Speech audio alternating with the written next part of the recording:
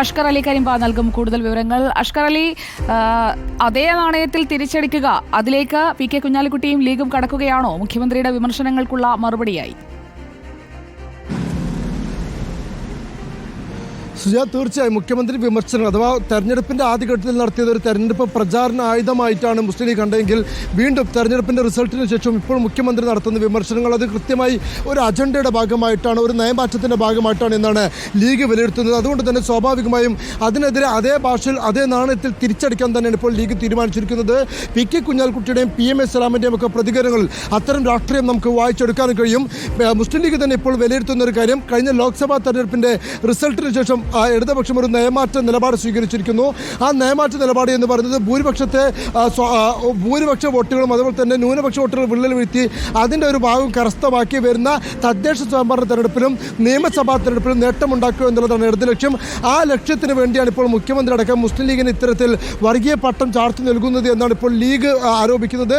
അതുകൊണ്ട് തന്നെ അതിന് അതേ ഭാഷയിൽ തന്നെ തിരിച്ചടിക്കാനാണ് ലീഗ് തീരുമാനിക്കുന്നത്. അതോടൊപ്പം തന്നെ ലീഗിന് ജനകീയ അടിത്തറ തകർക്കാനുള്ള നീക്കമായും ലീഗ് ഈ വിഷയത്തെ ഇല്ലെങ്കിൽ മുഖ്യമന്ത്രിയുടെ ആരോപണങ്ങളെ ചൂണ്ടിക്കാണിക്കുകയും ചെയ്യുന്നു.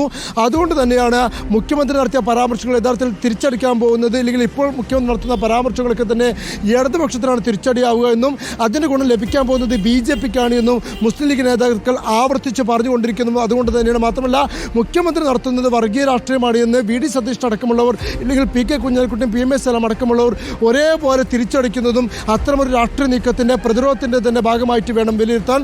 പക്ഷേ മുഖ്യമന്ത്രി തുടർച്ചയായി ഇത്തരം പരാമർശങ്ങൾ നടത്തുമ്പോൾ പോലും കഴിഞ്ഞ പാലക്കാട് തെരഞ്ഞെടുപ്പിലുണ്ടായ റിസൾട്ടിൽ അത് മുസ്ലിം ലീഗിന് അനുകൂലമായി ഗുണം ചെയ്തു എന്നൊരു വിലയിരുത്തൽ കൂടി ലീഗിനുണ്ട്.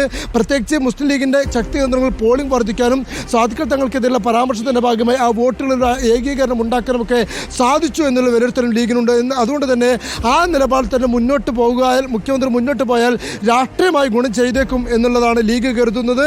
എന്നിരുന്നാൽ പോലും പരസ്യമായി മുഖ്യമന്ത്രിക്കെതിരെ അല്ലെങ്കിൽ CPM-നെതിരെ പ്രതിരോധം തീർക്കുക, വിമർശനങ്ങൾ ശക്തമാക്കുക എന്നുള്ളതാണ് ലീഗ് സ്വീകരിക്കുന്ന നിലപാട്. സുജിയ.